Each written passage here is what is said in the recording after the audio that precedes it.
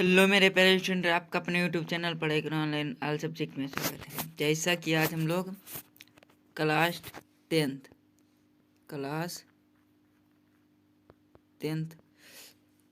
Tenth का paper UP board का paper, ये क्लास 10th का यूपी बोर्ड का पेपर हम लोग सॉल्व करने जा रहे हैं।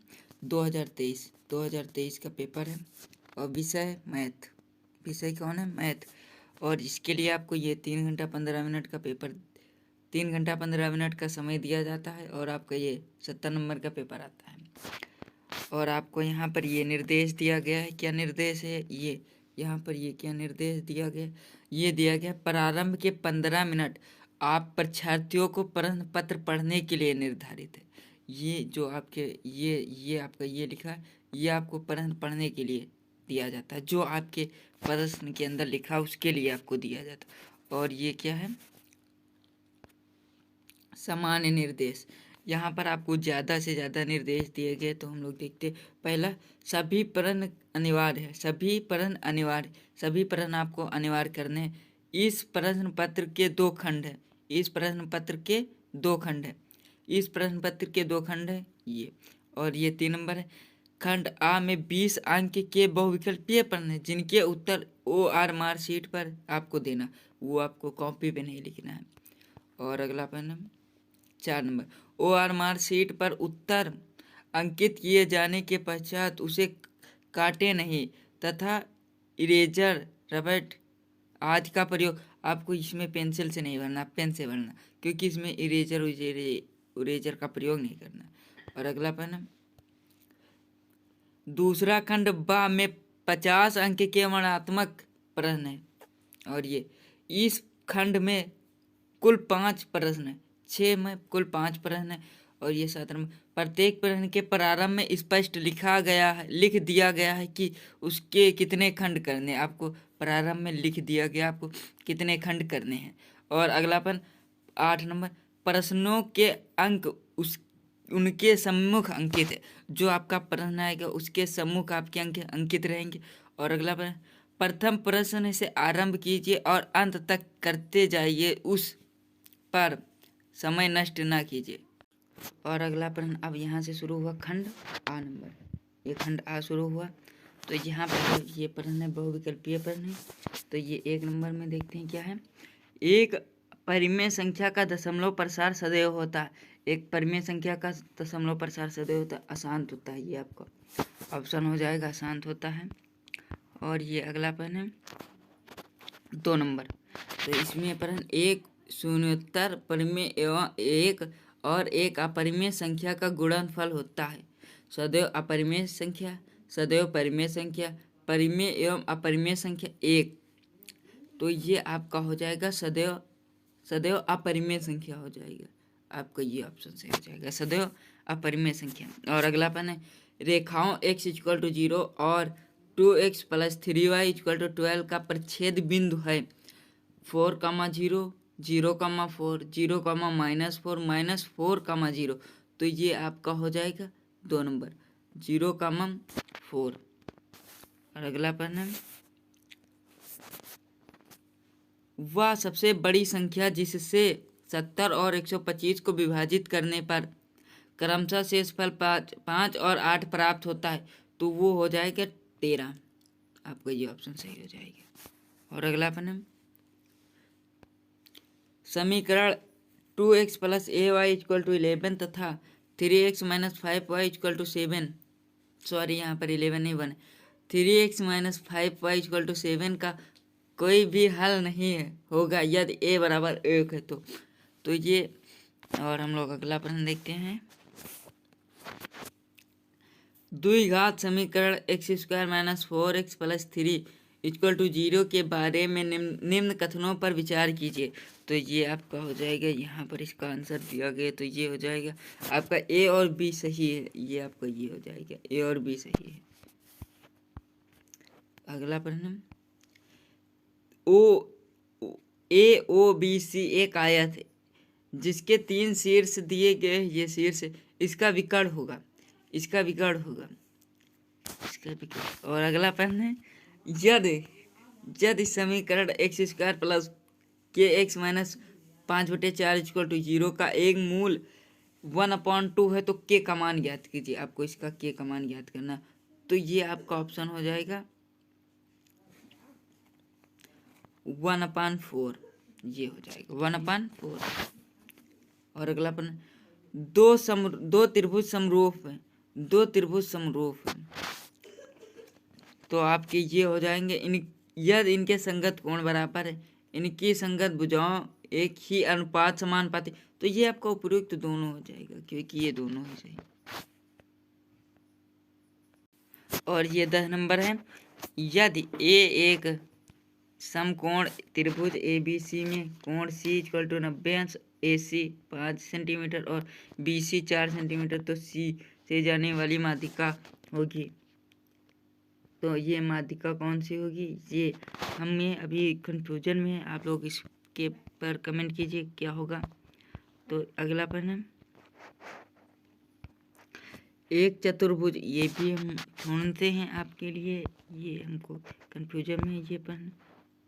और ये अगला प्रश्न देखते हैं, त्रिभुज दो समरूप त्रिभुजों की भुजाएं 4:9 के अनुपात में है, इन त्रिभुजों के क्षेत्रफलों का अनुपात होगा, तो ये आपको हो जाएगा ए नंबर। अगला प्रश्न, यदि 4 tan थीटा इक्वल टू 3 तो 4 sin theta minus cos theta upon 4 sin theta plus cos theta बराबर है, तो बराबर किसके हो जाएगा, तो ये आपको आ जाएगा ये 2 नंबर का। और अगला प्रश्न, sin 75 अंश अपॉन cos 75 अंश, तो ये आपका ये अंदर आदमी बता देगा जिसको, ये आपका हो जाएगा एक आंसर आ जाएगा, बहुत ही सहज से ये आ जाएगा एक। और अगला प्रश्न 15 नंबर, यदि एक वृत्त का परिमाप यदि और ये अगला प्रश्न, यदि एक वृत्त का परिमाप वर्ग के परिमाप के बराबर है, तो उसके क्षेत्रफल का अनुपात होगा, तो कितना हो जाएगा इसका अनुपात, तो ये हो जाएगा इसका अनुपात। अगला प्रश्न, दो गोलों के आयतनों का अनुपात 64:27 है, इनके वक्र पृष्ठ का अनुपात हो जाएगा, तो ये आपका हो जाएगा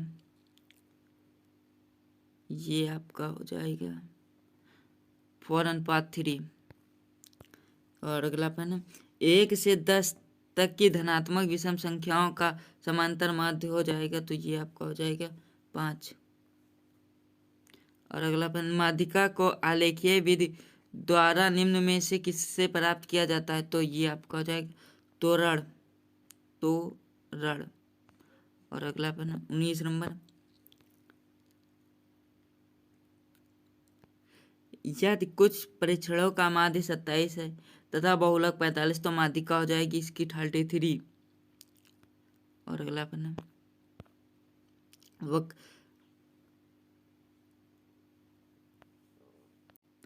तो ये अभी नंबर क्वेश्चन, वर्गीकृत आंकड़ों की से अधिक प्रकार और से कम प्रकार की संचय बारंबारता वक्रों के परिच्छेद बिंदु के भुज से आंकड़ों का प्राप्त होना है, तो ये हमको नहीं पता, तो आप लोग इसके बारे में कमेंट करेंगे। और अगला प्रश्न है, ये खंड बाया है यहाँ पर, और हम लोग खंड बा में देखते हैं।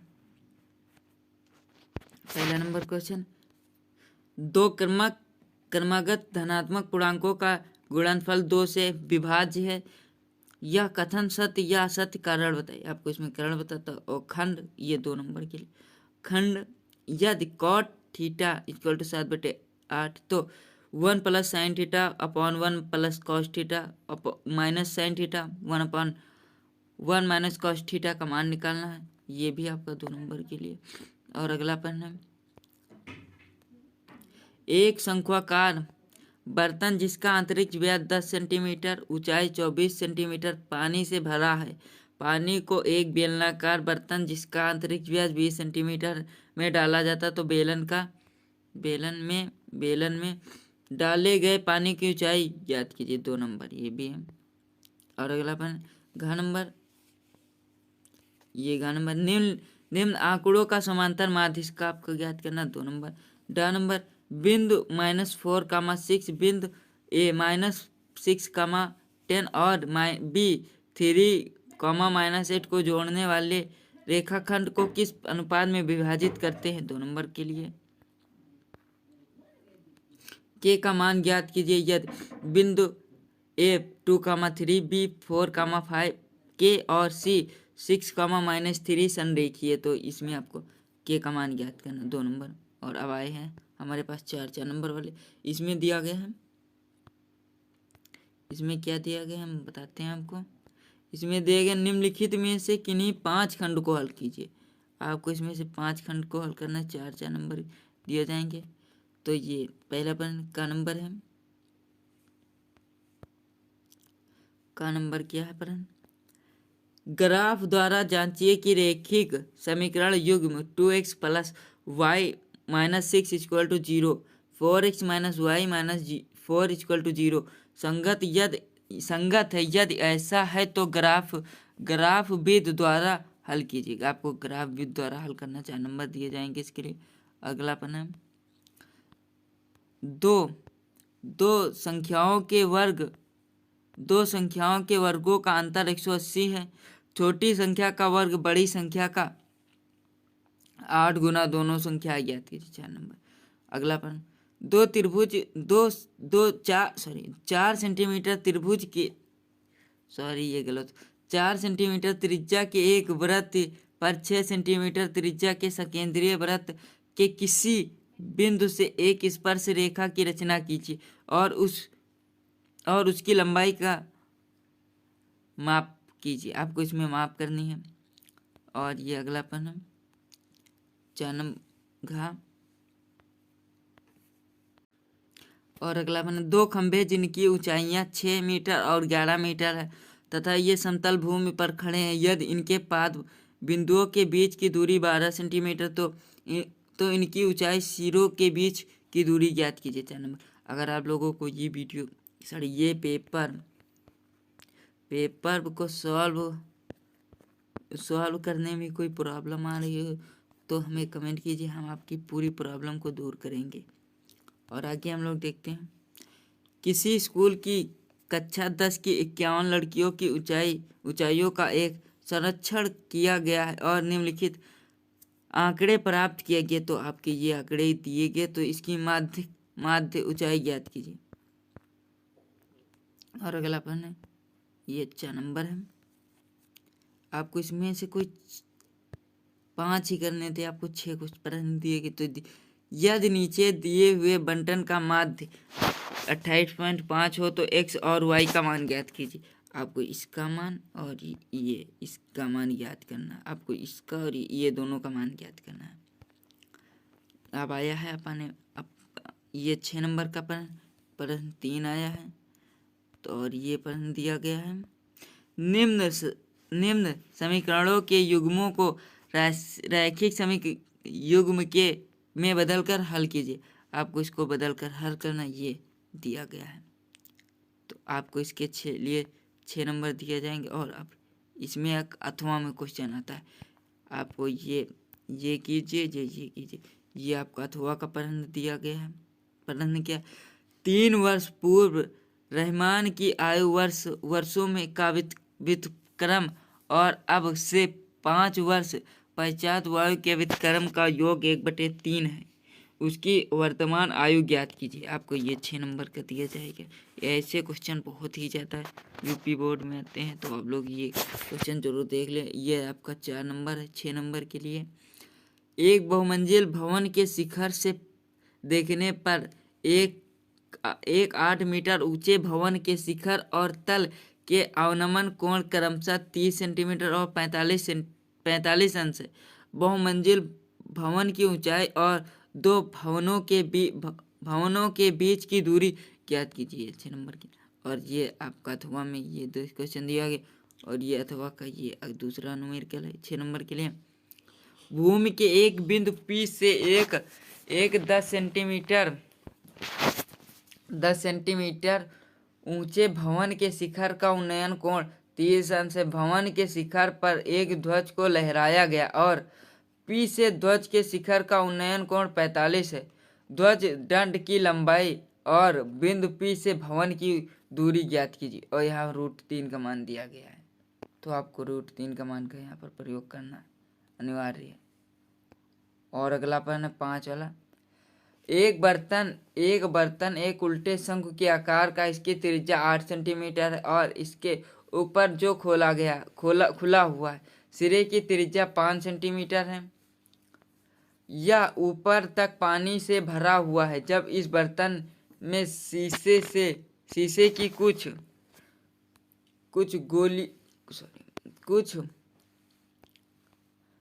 गोलियां जिनमें प्रत्येक 0.5 सेंटीमीटर त्रिज्या वाला एक गोला है डाली जाती है तो इससे भरे हुए पानी का 1/4 भाग बाहर निकल जाता है। बर्तन में डाली गई शीशे की गोली की गणना कीजिए। आपको गणना करनी है। ये अथवा में एक प्रश्न इसके दिया गया, ये आपका लास्ट प्रश्न होगा शायद, अथवा में है।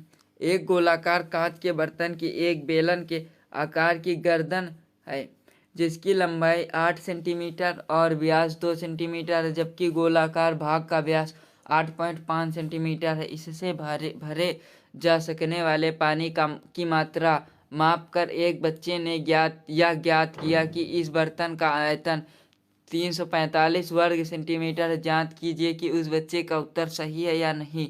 यह मानते हैं कि उपयुक्त मापन अतिरिक्त मापन पाई का मान यहाँ पर दिया गया है।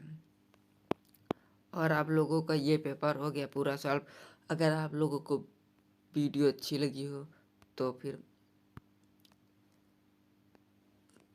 लाइक कीजिए, कमेंट कीजिए, शेयर कीजिए और हमारे चैनल को सब्सक्राइब कीजिए। अगर आप लोगों को चाहते हैं कि हमारे यूपी में हम टॉप आए, 90 वाला नंबर है, तो हमारे चैनल को सब्सक्राइब कर लीजिए, क्योंकि हम यहाँ पर Hindi, English, math, science, social science और आर्ट से रिलेटेड हम हर रोज एक वीडियो अपलोड करते। तो आप लोग देखिए। अगर आप लोगों को पेपर सॉल्व करने में कोई दिक्कत आई हो तो कमेंट कीजिए। Thank you.